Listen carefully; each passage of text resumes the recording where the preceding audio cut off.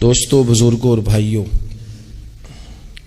ہم مسلمان ہیں۔ اللہ تبارک و تعالیٰ نے جو دین برحق ہمیں عطا فرمایا ہے، وہ دین ہماری تمام ضروریات کو پورا کرتا ہے۔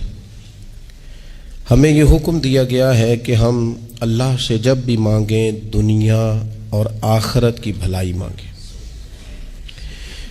ہمارے ہاں چونکہ ایک بڑا طبقہ ایسا ہوتا ہے الا ماشاء اللہ جس کو دنیاوی ضروریات پوری طرح گھیر لیتی ہیں اور دنیا داری کے مسائل ذہن پر، دل پر پوری طرح حاوی ہو جاتے ہیں۔ ہر وقت تصور یہی رہتا ہے کہ کسی طریقے سے میری دنیا داری مضبوط ہو جائے، میری دنیا داری مکمل ہو جائے، میرے روزمرہ کے کام پختہ ہو جائیں۔ اس کا لازمی نتیجہ یہ نکلتا ہے کہ انسان دینی کاموں کو بھی معاذ اللہ دنیا کے لیے کرنا شروع کر دیتا ہے۔ کعبۃ اللہ میں جا کر بھی، بیت اللہ شریف کا طواف کر کے بھی، حجر اسود کے بوسے کے بعد بھی، مقام ابراہیم پر نفل پڑھنے کے بعد بھی، حتیٰ کہ نبی اکرم صلی اللہ علیہ وسلم کی بارگاہ عالی مرتبت کی حاضری کے دوران بھی الا ماشاء اللہ لوگ دنیا ہی مانگتے رہتے ہیں۔ میرا فلانا کام ہو جائے، میرے بچوں کے معاملہ سنور جائیں، فلاں کا مستقبل بہتر ہو جائے۔ دنیا کی خیر اللہ سے مانگنا برا نہیں، لیکن صرف دنیا ہی مانگنا اور اپنی آخرت کو فراموش کر دینا۔ اللہ فرماتے ہیں وَالْآخِرَةُ خَيْرٌ وَأَبْقَىٰ، آخرت تمہارے لیے بہتر بھی ہے اور ہمیشہ باقی رہنے والی بھی ہے۔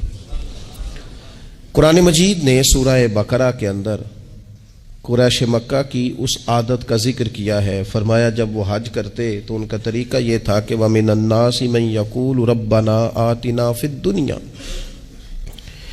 ان میں سے کچھ لوگ یہ کہا کرتے تھے کہ یا اللہ ہمیں دنیا عطا کر دے، ہمیں دنیا دے دے۔ رب فرماتا ہے وَمَا لَهُ فِي الْآخِرَةِ مِنْ خَلَاقٍ، ان لوگوں کا آخرت میں کوئی حصہ نہیں۔ مانگی بھی ہے تو صرف دنیا، حج کر کے بھی دنیا، اللہ کے گھر جا کے بھی دنیا، شیخ کا بیعت ہو کے بھی دنیا، دینی محفل سے مراد بھی یہ، دینی اجتماعات کر کے بھی، دینی مدارس قائم کر کے بھی، خانقاہ کا مسجد کا ماحول بنا کے بھی، اس سے بھی مطالبہ فقط دنیا کا۔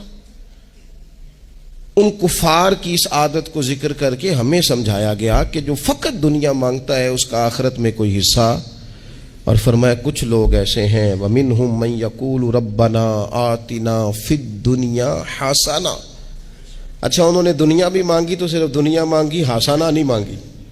اور یہاں فرمایا کچھ لوگ ایسے ہیں جو رب سے کہتے ہیں یا اللہ ہمیں دنیا میں بھی بھلائی عطا فرما، دنیا بھی دے تو حسنہ دینا، وہ دنیا دینا جو ہمارے دین کو تقویت دے، وہ دنیا دینا جو ہمارے اعمال حسنہ کو مضبوط کرے، دینی معاملات کو تقویت دے، دنیا بھی وہی عطا فرما۔ اور ساتھ کہتے ہیں وَفِي الْآخِرَةِ حَسَنَةً، یا اللہ ہمیں آخرت میں بھی بھلائی ہی عطا فرما، وَقِنَا عَذَابَ النَّارِ، اور ہمیں دوزخ کے عذاب سے بچا، اولئک لہم نصیب مما کسبوا، فرمایا ایسوں کو ان کی کمائی ہی ملے گی، جو انہوں نے کیا ہے وہ خوش نصیبی انہیں ضرور میسر آئے گی، چونکہ دنیا بھی مانگ رہے ہیں، آخرت بھی مانگ رہے ہیں۔ ہمیشہ کوئی بھی کام کریں کسی قسم کا بھی، اس میں یہ دیکھیں کہ کیا اس میں میرے لیے کوئی ذخیرہ آخرت بنے گا، کیا یہ کام میری قبر میں، حشر میں، قیامت میں میرے لیے کوئی فائدہ مند ہوگا۔ میں بڑے درد سے عرض کرتا ہوں بعض لوگ دینی کام کرتے ہیں اور ان سے جب سوالات کیے جاتے ہیں تو وہ بعض اوقات تکلیف دہ معاملہ ہو جاتا ہے کہ اس دینی کام کے پیچھے بھی وہ والا خلوص نہیں جو ایک مسلمان کا رب اور رسول کے ساتھ ہونا چاہیے، اس دینی کام کے پیچھے بھی کچھ دنیاوی مقاصد موجود ہیں۔ تو اگر بڑی پگڑی اور بڑے جبے کے پیچھے بھی ایک دنیا دار چھپا ہوا ہو، لوگوں کو تو دھوکہ دیا جا سکتا ہے، رب اور رسول کو تو نہیں نہ دیا جا سکتا۔ وہاں تو دلوں کا خلوص ہی پہنچتا ہے، وہاں تو نیتوں کا حسن ہی پہنچتا ہے۔ تو اللہ تبارک و تعالیٰ سے جب بھی سوال کیا جائے دنیا اور آخرت کی بہتری کا سوال کیا جائے۔ ایک لفظ ہے حدیث پاک میں جس کو عافیت کہتے ہیں، ترمذی شریف میں حضرت سیدنا عباس بن عبد المطلب رضی اللہ تعالیٰ عنہ، آپ کی روایت موجود ہے، فرماتے ہیں میں نبی پاک صلی اللہ تعالیٰ علیہ وسلم کی خدمت عالی مرتبت میں حاضر ہوا تو میں نے عرض کی یا رسول اللہ صلی اللہ تعالیٰ علیہ وسلم، مجھے ایسی چیز بتائیں جو میں اپنے رب سے مانگوں۔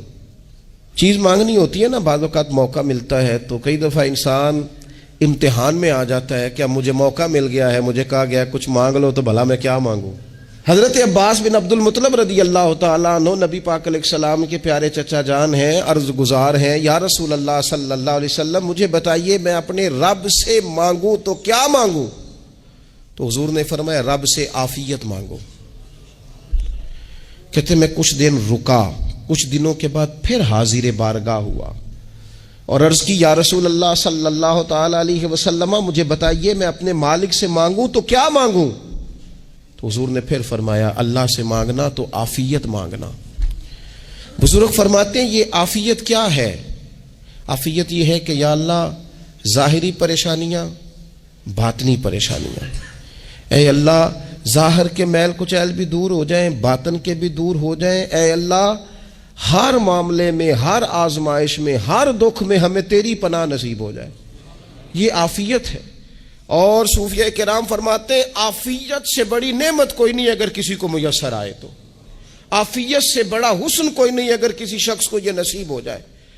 اور ایک اللہ والے نے تو ایک اور بڑا خوبصورت ترجمہ یہاں کیا ہے، وہ کہتے ہیں عافیت کا مطلب ہے دل کا قرار، عافیت کا مطلب ہے باطن کا سکون، عافیت کا مطلب ہے انسان کے مزاج کا حوصلہ، ٹھنڈک، بردباری۔ اس بندے کو عافیت نصیب ہو جاتی ہے گویا اللہ اسے سکون کی دولت عطا فرما دیتا ہے، تھوڑے پیسوں میں بھی سکون، بغیر شہرت کے بھی سکون، کوئی بات مان لے تب بھی سکون، کوئی دھتکار دے پھر بھی سکون، لوگوں کی گڈ بک میں ہو پھر بھی سکون، اور اگر لوگ سارے مخالفت میں آ جائیں تو چونکہ اللہ نے عافیت دی ہے پھر بھی سکون۔ اللہ تعالیٰ نے ان لوگوں کو قرار کی دولت، اللہ سے عافیت مانگی جائے، اس میں دنیا کی بھی بھلائی شامل ہے، آخرت کی بھی بھلائی شامل۔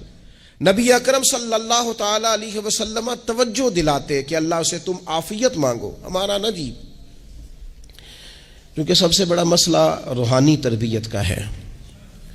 ہمارے ہاں باتیں ڈھیر سارے لوگوں کو آتی ہیں اور بہت زیادہ آتی ہیں، منصوبہ بندی کرنا، پلاننگ کرنا، اپنے معاملات کو خود سے کیسے لے کے چلنا ہے، کیسے ٹھیک کرنا ہے، اپنے حق میں دنیا کو کس طرح قائل کرنا ہے، یہ ڈھیر سارے لوگوں کو آتا ہے، اور اپنے حق میں دلائل کس طرح قائم کرنے ہیں، اس میں بہت سارے لوگ خود کفیل ہوتے ہیں، انہیں کسی سے مشاورت کی بھی ضرورت نہیں ہوتی۔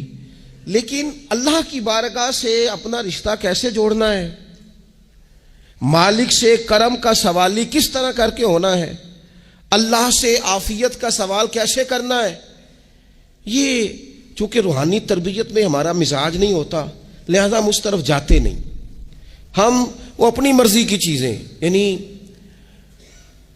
وظیفہ پوچھ کے گئے ایک صاحب، کچھ عرصے کے بعد آئے ہیں تو آ کے کہتے ہیں مولانا صاحب، پیر صاحب یا قاری صاحب یا فلاں صاحب، کسی سے بھی پوچھ کے گئے کس چیز کو نیک آدمی جانا، پھر لوٹ کر آ کے کہتے ہیں کہ آپ نے وظیفہ بتایا تھا پر کام کوئی نہیں ہوا۔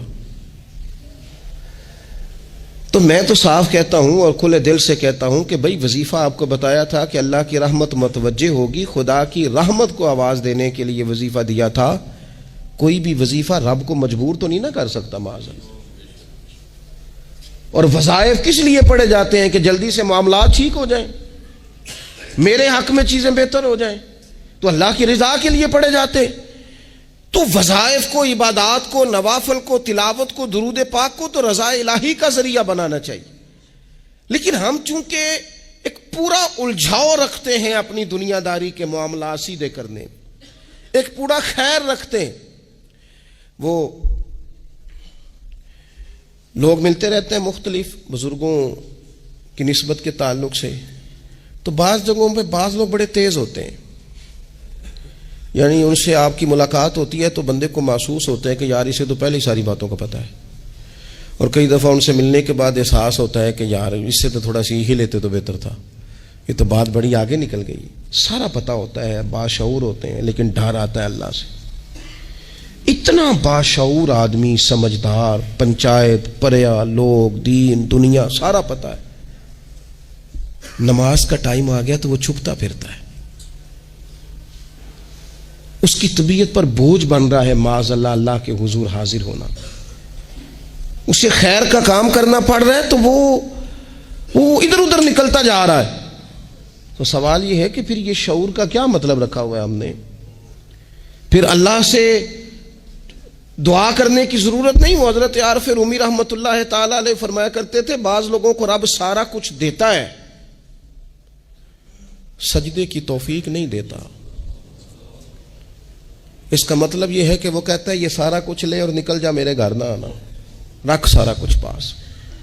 رب سے عافیت مانگی جائے، اس سے اس کا فضل مانگا جائے، اس سے اس کا کرم مانگا جائے۔ اللہ کے پیارے رسول صلی اللہ تعالی علیہ وآلہ وسلم اس عافیت مانگنے پر زور دیتے، توجہ دیتے۔ میں آپ کو صحیح بتاتا ہوں،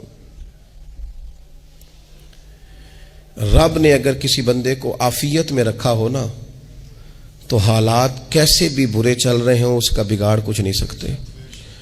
اور اللہ تعالیٰ معاف کرے، 100 دفعہ خاکم بدہن اگر کسی وقت اس کے کرم کی نگاہ پھر جائے تو پھر سارے اسباب سمیت بھی انسان اپنے پیروں پہ کھڑا نہیں رہ سکتا۔ اس سے جب تک طلب کرم نہیں ہوتا، طلب عافیت نہیں ہوتی، اس کی بارگاہ سے جب تک بندہ مومن پورا رجوع نہیں کرتا، یہ عافیت اتنی اعلیٰ چیز ہے کہ نبی پاک علیہ السلام نے فرمایا اذان اور اقامت کے درمیان جو وقت ہوتا ہے اس میں دعائیں رد نہیں ہوتی۔ دعا مانگا کرو گے تمہاری اللہ اپنے فضل سے قبول کر لے گا۔ عرض کی یا رسول اللہ کیا مانگے؟ تو فرمایا عافیت مانگو رب سے۔ حضرت انس بن مالک حدیث کے راوی ہیں رضی اللہ تعالیٰ عنہ، یہاں بھی فرمایا یہ عین قبولیت کا ٹائم ہے، اب اللہ سے عافیت مانگ لو، اس کی پناہ۔ ہم دعاؤں میں بھی محدود ہو جاتے ہیں۔ رب دا طالب کوئی نہ ملیا، جو ملیا طالب زردہ ہو، دعاؤں میں بھی حد بندی۔ بعض اوقات بچے بھی تربیت کرتے ہیں نا، ایک مولانا ہے ان کا خیال ہے کہ انہوں نے مجھ سے کچھ پڑھا ہے تو کبھی کبھی استاد جی کہہ دیتے ہیں، بہت پرانی بات ہے، انہوں نے مجھے فون کیا کہ اگر آپ کبھی تشریف لائیں، تو میں نے کہا پتر دعا مانگ اللہ کو چھوٹی جی گڈی دے وے۔ تو اس بچے نے میری بڑی تربیت کی، کہنے لگا استاد جی اللہ کو لو منگنی ہے تو وڈی ساری منگو، آپ نے محدود کیوں کیا کہ بھئی یہ چھوٹی سی اللہ گاڑی کیوں اللہ چھوٹی دے، رب دے تو بڑی دے اور رحمت سے دے، اللہ سے مانگنی ہے نا جی۔ ہم تربیت نہیں لیتے۔ میں نے اس کا شکریہ ادا کیا، میں نے کہا بیٹے تو نے بڑی سونی بات کی، اللہ تجھے اس کا اجر عطا کرے، اللہ تجھے برکات عطا کرے۔ اگر آپ نے سیکھنا ہے تو پھر آپ سیکھ لیں گے، اور اگر نہیں سیکھنا تو پھر یہی کہنا ہے ساری عمر لنگ گئی بندہ کو نہیں ملیا، چونکہ مزاج نہیں ہے نا سیکھنے کا، اس لیے پھر ملا ہی کوئی نہیں، پھر ساری زندگی کو میسر ہی نہیں آیا، کسی نے نصیحت ہی نہیں کی، کوئی آنکھوں کو بھایا ہی نہیں، خود ہی بڑے سیانے تھے، خود ہی بہت بڑے تھے، اپنا قد ہی بڑا اونچا تھا، سب ٹھگنے چھوٹے اور کمزور اور بونے نظر آئے۔ عزیز بھائی، جب عافیت، ایک بزرگ تھے ہر وقت اللہ سے عافیت مانگتے تھے، ہر وقت اللہ سے عافیت مانگتے تھے، ہر وقت عافیت مانگتے تھے۔ لوگوں نے پوچھا، لوگ ان کو صالح جانتے تھے، نیک سمجھتے تھے کہ حضور آپ اور کوئی دعا مانگتے نہیں، عافیت ہی مانگتے ہیں۔ فرمانے لگے میں مانگا کرتا تھا شروع میں، بعد میں خیال آیا ہے اور بھی دعائیں مانگا کرتا تھا، یہ احساس بعد میں نصیب ہوا۔ فرماتے میں مزدوری کرتا تھا، مال برداری کرتا تھا، ایک جگہ پہ ڈیوٹی کر رہا تھا تو تھک گیا، اور وہ جو کام لینے والے لوگ تھے ان کا رویہ بھی بڑا ترش تھا، تکلیف ہوئی، تو میں نے اپنے مالک کی بارگاہ میں عرض کی مالک اگر 2 روٹی بغیر مجھے مشقت کے مل جائے دن میں تو تیری بارگاہ تو بڑی کریم ہے۔ کہتے ہیں میں نے یہ دعا مانگ لی، ذرا میں تھوڑا آگے بڑھا تو 2 بندے آپس میں لڑ رہے تھے، میں ان کی صلح کرانے کے لیے، انہیں بچانے کے لیے آگے بڑھا، تو میں جس کو چھڑا رہا تھا دوسرے نے میرے اوپر ضرب لگا دی، میرا بھی سر پھٹ گیا۔ تھوڑی دیر کے بعد وہاں پولیس آ گئی، وہ تینوں کو لڑنے والا سمجھ کے اٹھا کے لے گئے، مجھے جیل ہو گئی۔ 2 روٹیاں بغیر مشقت کے روز ملنی شروع ہو گئی۔ دعا مانگی تھی نا کہ یا اللہ 2 روٹیاں مل جائے نا بغیر مشقت کے، کہتے ہیں وہ 2 روٹیاں روز ملتی، کوئی کام نہیں کرنا پڑتا تھا، پر جیل ہو گئی۔ فرماتے میں بڑا پریشان تھا، روز روٹیاں پابندی سے آتی اور بہترین آتی، کھانا ملتا۔ پھر کچھ عرصے کے بعد میں نے سوچا کہ یار یہ دعا تو قبول ہو گئی نا تیری، اب تو اگر اس پر کوئی الگ بات کرے گا تو وہ تو غلط کرے گا۔ کہتے پھر خود ہی میرے دل میں اللہ نے بات ڈالی اور میں نے عرض کی مالک 2 روٹیاں نہیں، مجھے تو عافیت چاہیے، مجھے تو عافیت دے, میرے اوپر تو کرم فرما, تو نظر رحمت کر, جے ایک قطرہ بخشے مینوں, جے ایک قطرہ بخشے مینوں تے کام بن جاندا ہی میرا, مہربانی کر عافیت عطا کر. فرماتے پھر خدا نے کرم کیا, کہاں سے اسباب بنے میرے جیل سے چھوٹنے کے, کون کون میرے ضمانتی بنے اللہ ہی جانتا ہے. فرماتے ہیں دروازے بھی کھل گئے, رزق بھی ملتا ہے, صحت بھی میسر ہے, سجدہ بھی کر لیتا ہوں, سویرے تلاوت بھی کرتا ہوں, شام کو مدینے والے کی بارگاہ میں رج کے درود و سلام بھی عرض کرتا ہوں, میں ممکن ہوتا ہے تو کسی غریب کی داد رسی بھی کرتا ہوں. اب سمجھ آئی ہے ربنا آتنا فی الدنیا حسنۃ وفی الآخرۃ حسنۃ وقنا عذاب النار. اب سمجھ آئی ہے رب سے جب بھی مانگنا ہے عافیت ہی مانگنی ہے, اس سے کرم مانگ. ہم نے محدود دعائیں رکھی ہوئی ہیں, محدود, وہ جی فلانا کام میرا ہو جائے تو بھئی وہ ایک ہو گیا, اس کے بعد پھر نئی ٹینشن بن جائے گی. نہیں, میں جی بچوں کی شادی کر لوں جی پھر میں فارغ ہوں. آپ شادی کر کے دیکھیں, لگ پتہ جائے گا کیسے فارغ ہوتے ہیں. آپ یہاں رکتے کیوں ہیں؟ آپ خدا سے عافیت کیوں نہیں طلب کرتے؟ اس کی بارگاہ سے وہ کیوں نہیں مانگتے کہ جو ایک قطرہ ملے تو دنیا اور آخرت کے سارے کام ہو جائے؟ اس سے اس کی رحمت کا سوال کرے, اس سے اس کے کرم کا سوال کرے. اللہ کی بارگاہ میں بھی حاضر ہونا اور جچی تلی اور جناب ناپ تول کر اور محدود چیزوں کا سوال کرنا, مالک سے مانگے, اور وہ جب دیتا ہے تو دیتا بھی بے حساب ہی ہے. وہ جب عطا کرتا ہے تو کرم کے دروازے کھول کے عطا کرتا ہے, ورنہ تو ایک الجھن سے انسان نکلتا ہے دوسری میں الجھ جاتا ہے, ایک گتھی کو سلجھاتا ہے. پھر اقبال رو پڑے تھے, کہنے لگے میں عقل کی گتھیاں سلجھا چکا ہوں, یا رب مجھے صاحب جنوں کر دے. اللہ یہ بڑا میں نے ہیر پھیر دیکھ لیا, مجھے دیوانہ بنا, اب مجھے جنون ہو, اب میں کسی کے لیے رویا کروں, اب میں کسی کی یاد میں تڑپا کروں, اب میں رات کسی کے لیے میری آنکھیں بیدار رہیں. یہ بڑی ہو گئی دنیا داری, عقل کی گتھی حالانکہ نہیں سلجھتی, پر اقبال کہتے ہیں عقل کی گتھیاں سلجھا چکا ہوں, یا رب مجھے صاحب جنوں کر دے. اور پھر کہنے لگے بجھی عشق کی آگ اندھیر ہے, اب یہ مسلمان نہیں یہ خاک کا ڈھیر ہے, تو مٹی بن کے رہ گیا. کیا کہاں اپنی ساری توجہات کا قبلہ کس چیز کو میرے عزیزو؟ اللہ سے عافیت. نبی پاک علیہ الصلوۃ والسلام نے ایک شخص سے پوچھا کیا دعا مانگ رہے ہو؟ تو اس نے کہا یا رسول اللہ میں اللہ کی بارگاہ میں صبر کا سوال کر رہا ہوں. تو حضور فرمانے لگے صبر تو مصیبت پر ہوتا ہے. یا رسول اللہ پھر کیا مانگوں؟ آپ ان جملوں اور لفظوں کی گہرائی کو سمجھیں. صبر کے لیے تو پہلے مصیبت آئے گی, پھر صبر آئے گا. تو یا رسول اللہ کیا مانگوں؟ فرمایا تو رب سے عافیت مانگ. مانا کیا ہے؟ مصیبت آئے کیوں؟ اللہ تجھے اپنی حفاظت کے حصار میں لے لے. وہ وقت ہی کیوں آئے کہ جب تیری طبیعت الجھ جائے, جب تو پریشان ہو جائے, جب تو اللہ سے عافیت مانگنا. جب تو عافیت مانگے گا تو اگر کبھی مشکل آئے گی بھی نا, تو خدا پھر اپنے فضل سے مشکل سے نکلنے میں رستہ بھی بڑی جلدی عطا فرمائے گا اور تیرے اوپر فضل فرمائے گا. اگر عافیت, یہ جو ہم نبی پاک کی امت ہے نا, تو یہ ہمارے گرد اللہ کے فضل اور اس کی رحمت کا حصار ہے. یہ حصار ہے ہمارے گرد. وہ درویش نے کہا تھا نا کہ کروں شکر کتنا اور کروں فخر کتنا کہ تیرے کرم نے مجھے فائز المرام کیا.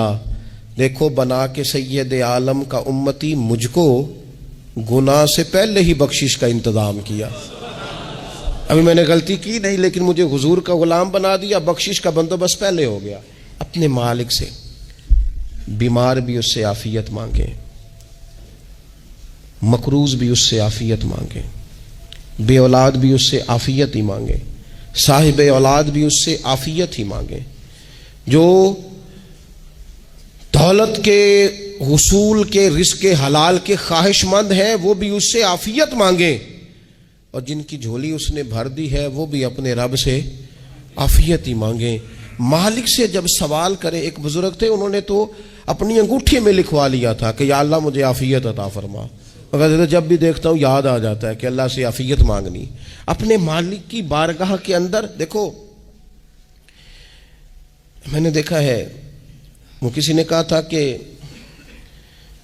تیری خواہش ہے کہ وہ تیری آرزو کرے پوری, اور میری خواہش ہے کہ تیری آرزو بدل جائے. کچھ لوگ ایسی خواہشات بھی لے کے آتے ہیں کہ جو پوری نہ ہو تو بہتر ہوتا ہے. اس لیے آپ کو پتہ ہے موت مانگنا جائز نہیں دین میں. مصائب سے گھبرا کر، مشکلات سے گھبرا کر، زندگی کے مد و جزر سے پریشان ہو کر موت کا سوال کرنا جائز نہیں. کس طرح جائز ہے؟ ان لفظوں کے ساتھ دعا کر سکتا ہے کہ یا اللہ جب تک میری زندگی بہتر ہے مجھے زندہ رکھ، اور جب میرا دنیا سے جانا بہتر ہے پھر تو مجھے اپنی بارگاہ میں بلا لے. یہ بھی کیا ہے؟ یہ بھی عافیت کا سوال ہی ہے کہ یا اللہ رکھ بھی تب تک جب تک رہنا بہتر ہے. نبی پاک نے بھی ارذل العمر ہونے سے پناہ مانگی. ہمارا یہ مزاج بن گیا ہے کہ ہم اپنے حق میں ایسی چیزوں کا سوال کر رہے ہوتے ہیں جو کئی دفعہ ہمیں مل جائیں تو ہمارا نقصان کریں. قرآن حکیم ایک جگہ پہ اللہ کریم نے فرمایا ہے کہ اگر سب لوگوں کو مال دے دوں تو بغاوت کریں، فساد ہو جائے. کیا مانا؟ کہ اپنا نقصان کر بیٹھے لوگ. ہم اپنے مالک کی بارگاہ میں بعض ایسی چیزوں کے سوالی ہیں کہ جو ہمارے لیے ٹھیک نہیں ہے، ہمیں اس کے کرم پر چھوڑنا ہے، اس سے عافیت مانگنی. اور بعض لوگ، کیونکہ میں کہہ چکا ہوں شروع میں کہ ہماری دینی روحانی تربیت نہیں ہوتی اور ہم کہیں سے باقاعدہ اسباق لینے کے قائل ہی نہیں ہوتے، پوری تربیت کا ہمارا مزاج نہیں ہوتا، اپنی عقل اور اپنا شعور اور اپنے حساب سے ہم زندگی کو بتانا چاہتے ہیں.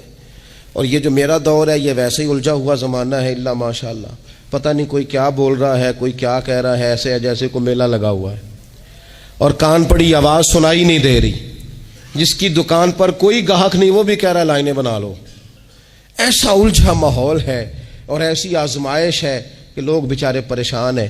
دیکھیں جب تربیت کے ساتھ انسان آگے بڑھتا ہے نا، ہمارے پاس مقتدا ہے اللہ رسول کا کلام، ہمارا پیشوا ہے رب رسول کا فرمان. جب ہم کتاب و سنت کی روشنی میں آگے بڑھتے ہیں تو پھر ہمارے لیے منزل آسان بھی ہوتی ہے اور قریب بھی ہوتی ہے. پھر ہمارے لیے آگے کی طرف سفر کرنا، آگے بڑھ جانا یہ آسان ہوتا ہے. آپ غور کریں جو لوگ دنیا میں کامیاب رہے، بھلا کس طرح کامیاب رہے؟ وہ اس طرح کامیاب رہے کہ انہوں نے نا اپنے رب سے عافیت مانگی. اللہ تعالیٰ نے خود بخود ان کے لیے رستے بنائے. آپ تاریخ پڑھیں گے بعض لوگوں کی تو لگ نہیں رہا تھا کہ وہ اتنی کامیابی حاصل کریں گے. دیکھ لیں آپ حضرت غوث اعظم جیلانی رضی اللہ تعالیٰ عنہ بغداد شریف تشریف لاتے ہیں تو ان کی کیفیت یہ ہے کہ پتے کھا کے گزارا کرنا پڑتا ہے. یعنی پیچھے کوئی ایسا بیک گراؤنڈ کسی کا بنایا ہوا ادارہ، کوئی بڑی خانقاہ، کوئی بڑے لمبے چوڑے والد صاحب کے مریدین، کوئی بڑا لمبا سلسلہ نہیں مل رہا. ان کو بظاہر پتے کھا کے گزارا کرنا پڑتا ہے، لیکن چونکہ وہ نکلے ہیں اللہ کی مدد کے ساتھ، انہیں اللہ نے تائید دی ہے، فضل فرمایا ہے، تو نتیجہ یہ نکلا ہے کہ 70 ہزار بندہ ایک ایک وقت میں تربیت لینے کے لیے ان کے سامنے موجود ہے. یہ اللہ نے اسباب بنائے ہیں، کیونکہ جب رب عافیت عطا کرتا ہے تو پھر اللہ اسباب بھی پیدا فرماتا ہے. ہمارا ذہن تو تھک جاتا ہے سیاست کرتے کرتے. ہم تو جناب پوری ترتیب سے ہمیں سلیقہ آتا ہے کس طرح کر کے کس بندے کو کیسے قائل کرنا ہے. پورے طور پر ہم وہ ساری زندگی سیاست کرتے رہتے ہیں. وہ خاندانوں میں بھی چلتی ہے، گلی محلے میں بھی چلتی ہے، دوستوں میں بھی چلتی ہے، اور بعد میں پتہ چلتا ہے کہ یہ پتے کھیل کون رہا تھا، اصل میں صلح کرانے والا تھا کہ لڑائی کرانے والا تھا. یہ سب کا خیر خواہ تھا، یہ سب کی ذہن کے اندر فطور کی آمیزش ہی اس شخص کی وجہ سے تھی. ہم چونکہ وہ خاص عافیت اللہ سے نہیں مانگتے، ہماری مخصوص سیاست ہوتی ہے سبھی کو راضی رکھو. اس کا نتیجہ یہ نکلتا ہے کہ ایک ٹائم آتا ہے کوئی بھی راضی نہیں رہتا. ہم اگر اپنے مالک کی طرف رجحان کریں اور اللہ نے جو ہمیں شعور دیا ہے اس شعور کو لے کر اللہ کی بارگاہ کی طرف بڑھیں. آپ یقین کریں اعلیٰ حضرت بریلوی رحمۃ اللہ علیہ کی کتابیں ہیں، ایک ایک کتاب پر پی ایچ ڈی ہو رہی ہے، اور انہوں نے 150 سال پہلے بیٹھ کر جو کچھ لکھا تھا بئی نہیں لفظ بلفظ اس کی ضرورت آج محسوس ہو رہی ہے اور آنے والے وقت میں بڑھ رہی ہے. لیکن ان کے پاس کوئی ٹیم نہیں تھی، 50 لوگ نہیں تھے جو ان کے پاس بیٹھ کے لکھواتے، اپنا پریس نہیں تھا، ایسے لوگ نہیں تھے کہ جن کو پتا ہوتا کہ کتاب ہم کل چھاپیں گے اور اتنے فیصد یہ مارکیٹ میں نکل بھی جائے گی. ایسا کچھ نہیں تھا. کیا تھا؟ اللہ کی مدد ساتھ تھی، تائید ایزوی ساتھ تھی، اللہ نے اپنی عافیت میں رکھا تھا. وہ قرآن مجید کی آیت کا ترجمہ کرتے ہیں نا اعلیٰ حضرت اہدنا الصراط المستقیم، یا اللہ ہمیں سیدھی راہ پہ چلا. بہت سارے مفسرین نے کہا اے اللہ ہمیں سیدھا راستہ دکھا، فرماتے ہیں اے اللہ ہمیں سیدھی راہ پر چلا۔ تو کسی نے کہا حضور یہ چلا اور دکھا میں کیا فرق ہے؟ فرمانے لگے دکھانے کا مطلب یہ ہوتا ہے کہ کسی نے پوچھا میں نے گجرانوالہ جانا ہے، تو دکھانا یہ ہے کہ اسے کہا یہاں سے باہر نکلو، روڈ پہ چڑھ جاؤ، سیدھے جاؤ گے، ایک پول آئے گا اسے کراس کرنا، نیچے اترنا، وہاں سے شہر شروع ہو جائے گا۔ پھر اس نے اگر کوئی اندرونی جگہ شہر کی پوچھ لی تو اس کو کہا کہ رائٹ ہو جانا، پھر لیفٹ ہو جانا، پھر آگے کسی سے مزید۔ یہ ہے راستہ دکھانا، اور ایک ہے چلانا۔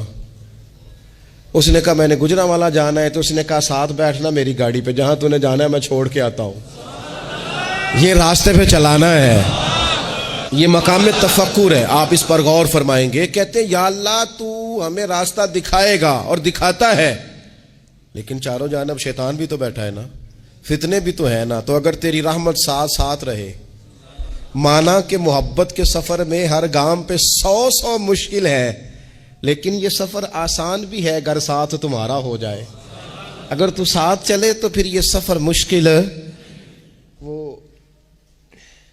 ہارون رشید نا اپنے محل کی چھت پہ ٹہل رہا تھا، سب سے اوپر والے چوارے پر، نیچے سے حضرت بہلول دانا گزر رہے تھے، اوپر اس کے ساتھ سپاہی بھی تھے، گن مین بھی تھے۔ اس نے کہا یہ بابا تو ذرا اوپر اٹھاؤ۔ انہوں نے ایک ڈولی، ایک ٹوکری سمجھ لیں، اس کو رسیاں باندھ کے نیچے پھینکا۔ نیچے جو سپاہی تھے ان کو کہا کہ یہ بابا جی کو پکڑ کے اس میں بٹھاؤ۔ انہوں نے جبرن تھاما بابا جی کو، اس میں ڈالا، اوپر والوں نے کھینچ لیا۔ 2-3 منٹ لگے۔ ہارون رشید کے سامنے حضرت بہلول دانا پہنچ گئے تو تھوڑے ناراض بھی ہوئے کہ یہ کوئی طریقہ تو نہیں نا بلانے کا۔ ملاقات ہوئی تو کہا کیوں بلایا؟ کہنے لگا ایک مسئلہ پوچھنا تھا۔ فرمانے لگے بادشاہ ہے نا، تیرے مسئلے پوچھنے کا بھی اپنا ہی انداز ہے، پوچھ مسئلہ۔ کہنے لگا بابا پوچھنا تھا کہ آپ اللہ تک کیسے پہنچے؟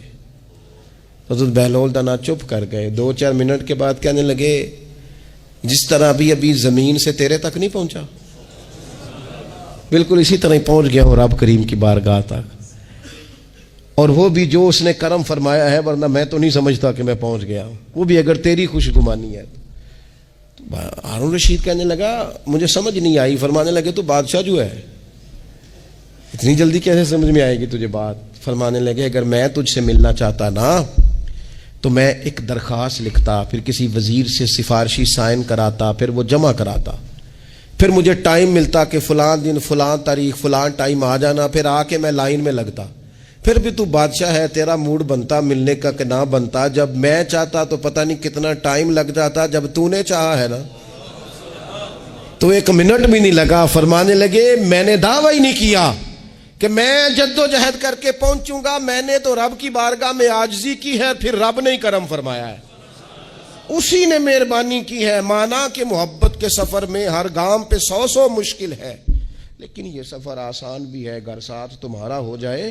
اس کے کرم کا ساتھ رہا ہے، اس سے عافیت مانگی ہے، اپنے آپ کو اس کے سپرد کیا ہے تو اس نے کرم کر دیا۔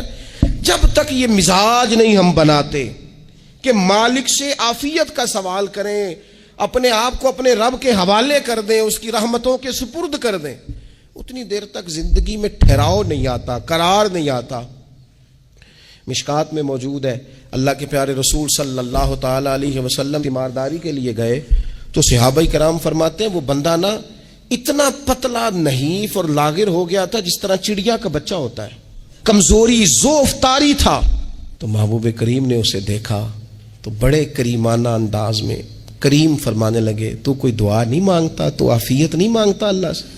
عرض کی یا رسول اللہ صلی اللہ تعالی علیہ وسلم، میں نے اپنے رب کی بارگاہ میں عرض کی ہے مالک قیامت کا عذاب بڑا سخت ہے، میں نہیں برداشت کر سکتا، تو نے اگر مجھے کوئی سزا دینی ہے تو یہیں دے لے، قیامت کو نہ دینا۔ تو کہتے ہیں محبوب فرمانے لگے سبحان اللہ، او خدا کے بندے تو رب کی سزا دنیا میں بھی نہیں سہ سکتا، اللہ سے یہ بھی سوال نہ کر، تو رب سے کہہ ربنا آتنا فی الدنیا حسنۃ وفی الآخرۃ حسنۃ وقنا عذاب النار۔ تو رب سے دنیا میں بھی حسنہ مانگ، بھلائی مانگ، تو آخرت کے لیے بھی بھلائی مانگ، تو اس سے عافیت کا سوال کر۔ تو نے یہ سوال کیوں کیا؟ عرض کی یا رسول اللہ کرم ہو گیا ہے، مجھے سمجھ آ گئی ہے، اب میں اسی طرح ہی کروں گا۔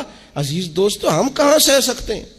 ہم دنیا میں رب کی سزا ہم نہیں سہ سکتے، ہم کمزور ہیں، تو گرمی نہیں سہ سکتے، شدید سردی نہیں سہ سکتے، شدت کی بھوک لوگ نہیں سہ سکتے، کوئی آزمائش نہیں سہ سکتے. وہ جو لوگ بعض اوقات کہہ دیتے ہیں نا جی فلاں چیز ہمارے اعمال کا نتیجہ ہے، تو میں کیا کرتا ہوں، نہ کو یار ہم تو یہ بھی نہیں سہ سکتے، ہم کہاں برداشت کر سکتے ہیں، ہمیں تو وہ معاف ہی فرمائے.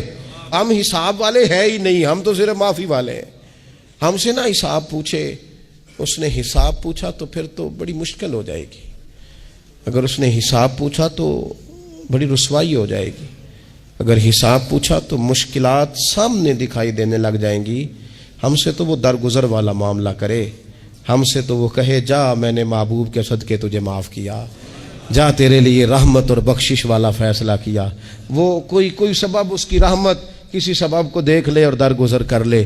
تو آج کی پوری گفتگو میں آج آپ کو بڑی ذمہ داری سے یہ گزارش کر رہا ہوں، اللہ سے عافیت مانگے، ہر وقت عافیت مانگے. میری سالوں سے روٹین ہے، میں دعا مانگتا ہوں اللہم انا نسألک العفو والعافیت فی الدین والدنیا والآخرہ. اور یہ خاموش تبلیغ ہوتی رہی، میں مانگتا رہا، کئی بچوں کو ویسے یاد ہو گئی. اس کو یاد کر لیں، اللہ سے عافیت مانگیں.